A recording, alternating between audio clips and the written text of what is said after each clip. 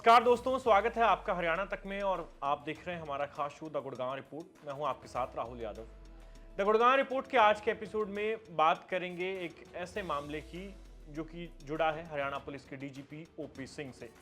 दरअसल 8 नवंबर को DGP OP Singh ने गुरुग्राम में एक प्रेस कॉन्फ्रेंस की। लगभग घंटे भर वो इस प्रेस कॉन्फ्रेंस में बैठे पत्रकारों से बातचीत की और इस प्रेस कॉन्फ्रेंस के दौरान उन्होंने थार गाड़ी और बुलेट बाइक को लेकर एक बयान दिया जो कि सोशल मीडिया पर काफी वायरल हुआ और उसको लेकर लोगों के मिक्स्ड रिएक्शंस भी देखने को मिले। और दरअसल डीजीपी ओपी सिंह ने कहा था कि जो व्यक्ति अब थार लिए आ रहा है या जो थार लेकर घूम रहा है उसका दिमाग जो है वो घूमा होगा, और कहा कि थार कोई गाड़ी नहीं बल्कि एक स्टेटमेंट है।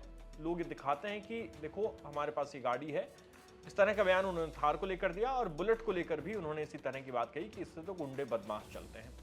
उनका यह बयान सोशल मीडिया पर काफी वायरल हुआ और प्रदेश के जो विपक्षी नेता हैं उन्होंने कईयों ने इस बात पर आपत्ति जताई कि इस तरह की बात नहीं कहनी चाहिए। दुष्यंत चौटाला ने एक फोटो शेयर किया जिसमें भाजपा के भी बड़े बड़े नेता जो हैं वो बुलेट बाइक पर सवार थे। खुद दुष्यंत चौटाला बुलेट पर सवार थे, थार गाड़ी में भी कई नेता सवार थे। तो कहा कि क्या डीजीपी साहब को लगता है कि ये लोग भी गुंडे बदमाश है, क्या इनका दिमाग भी घुमा हुआ है। लेकिन अब डीजीपी ओपी सिंह की मुश्किलें बढ़ गई हैं। दरअसल इसी बयान को आधार बनाकर गुरुग्राम के एक थार मालिक ने लीगल नोटिस भेजा है अपने एडवोकेट के जरिए और लीगल नोटिस में डीजीपी ओपी सिंह से इस बात को लेकर क्लैरिफिकेशन मांगा है कि वो जवाब दे, माफी मांगे कि उन्होंने जो बात कही है थार गाड़ी के जो मालिक हैं उनको लेकर उन्होंने एक नेगेटिव कॉनोटेशन में कमेंट किया है, ये उनकी छवि को धूमिल करता है। इस तरह की बात इस लीगल नोटिस में लिखी गई है। एडवोकेट वेदांत वर्मा है जिन्होंने ये लीगल नोटिस भेजा है और लीगल नोटिस भेजने वाले थार गाड़ी के मालिक का नाम है सर्वोमित्र।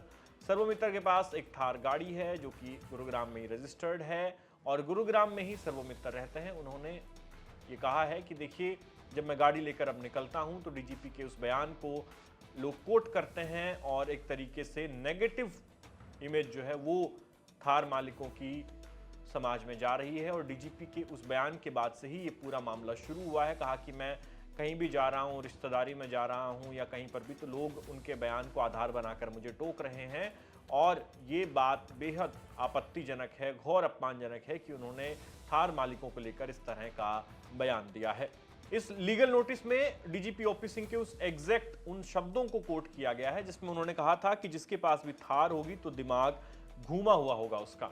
अब ये बात उन्होंने प्रेस कॉन्फ्रेंस में कही। इसको लेकर जब सोशल मीडिया पर भी तरह तरह के रिएक्शन आए तो बहुत से लोग ऐसे थे जिन्होंने इस बात को सपोर्ट भी किया कि वाकई ये गाड़ी जो लोग चलाते हैं वो, कई बार हमने देखा इस तरह की रील, इस तरह की तस्वीरें आती हैं जब थार मालिक दबंगई करते हैं। लेकिन एक दूसरा तबका है जो ये कह रहा है कि ये गाड़ी हम अपने सेफ्टी के लिए खरीदते हैं, ड्यूरेबिलिटी के लिए खरीदते हैं, गाड़ी हमें पसंद है, गाड़ी अच्छी है इसलिए हमने खरीदी है, ना कि कोई हवाबाजी या गुंडई, कोई बदमाशी करने के लिए खरीदी है। और इसी तरह का जो मत है वो रखते हैं सर्वोमित्र और अब उन्होंने डीजीपी ओपी सिंह को इलीगल नोटिस भेजा है।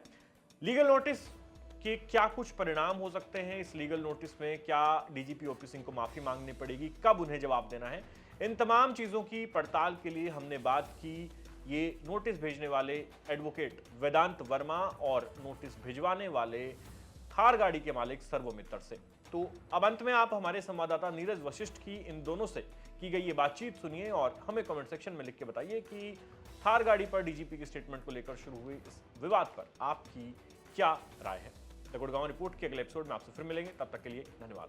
सर, स्वागत है हरियाणा तक के इस मंच नमस्कार पर। सर। क्या कहेंगे वर्मा जी, क्या कुछ ये पूरा मामला है और क्यों इसकी जरूरत पड़ी? 8 नवंबर 2025 को डीजीपी साहब जब गुड़गांव आए थे तो उन्होंने एक स्टेटमेंट दी थी कि जिसके पास भी थार होगी उसका दिमाग घूमा होगा। इसके साथ एक स्टेटमेंट और दी थी कि जिसके पास थार होगी, बुलेट होगा, वो बदमाश होंगे। इसके स्टेटमेंट के बाद एक क्लाइंट ने मुझे कांटेक्ट किया। वो क्लाइंट के पास थार थी। उस क्लाइंट के पास आमने सामने हुआ कि भाई तेरा दिमाग भी खराब है। उनके बच्चों से लोग पूछने लगे भाई तेरे पापा के पास थार है, तो भाई तेरे पापा का दिमाग ठीक है या नहीं। इसके बाद हमने उनको एक डिफेमेशन का एक लीगल नोटिस सर्व किया है। उसमें हमने 3 डिमांड कही है। फर्स्ट डिमांड ये की है कि एक रिटन अपॉलॉजी दी जाए क्लाइंट को। सेकंड, जो उन्होंने स्टेटमेंट दी थी उसको विड्रॉ किया जाए। तीसरा, पब्लिक के सामने इन द सेम मीडिया जो उन्होंने डिफेमेशन एक स्टेटमेंट दी थी, उसी सेम मीडिया में आके उसको विड्रॉ किया जाए अनकंडीशनल। कितने दिन का वक्त दिया गया है, और अगर नहीं करते हैं डीजीपी साहब इस पूरे मामले पर कोई सुनवाई या फिर सार्वजनिक तौर पर माफी नहीं मांगते हैं, तो क्या करने वाले हैं? हमने उनको 15 दिन का समय दिया है। अगर 15 दिन के अंदर कोई रिप्लाई या उनका कोई कमेंट नहीं आता तो एज पर लीगल जो भी रेमेडीज मेरे क्लाइंट के पास है उस वे में प्रोसीड करेंगे। अच्छा, मेरे साथ वो शख्स भी मौजूद हैं जिन्होंने कि थार खरीदी थी 2023 में, और जैसे ही ये डीजीपी साहब का बयान आया सामने, क्या कुछ इन पर बीती, क्या कुछ बातें सुनने को मिली, क्या कुछ उस वक्त परिवार का माहौल था? मेरे साथ सर्व मित्र जी हैं। सर, स्वागत है हरियाणा तक किस्मत पर आपका। नमस्कार जी। क्या कुछ कहेंगे, क्या कुछ डीजीपी के बयान के बाद आपको झेलना पड़ा? डीजीपी के बयान के बाद में जी जैसे लोगों के फोन आने शुरू हो गए कि जी आपका दिमाग घूम रहा है, लोग मजाक करते हैं जब भी चलते हैं, और उसके बाद जैसे बच्चे गाड़ी गुड्डी में घूमते हैं उससे भी लोग आगे सवाल करते हैं, जैसे वकील साहब ने भी आपको बताया था। जैसे ही डीजीपी साहब का बयान आया, आपके परिवार में भी आपके वाइफ हैं, बच्चे हैं, घर के अंदर क्या कुछ माहौल था? घर के अंदर भी यही माहौल था जी, आपने जो है ना एक गलत गाड़ी ले ली, जबकि जो मैंने गाड़ी ली थी वो उसकी सेफ्टी को देखते हुए, रोड को देखते हुए ली गई थी। वो ऐसा नहीं है, जैसे हमारा एग्रीकल्चर का काम है तो हमें खेतों खातों में जाना पड़ता है, तो उसकी सेफ्टी के लिए ली गई थी। क्या बिजनेस करते हैं आप? हमारा एग्रीकल्चर का काम है जी।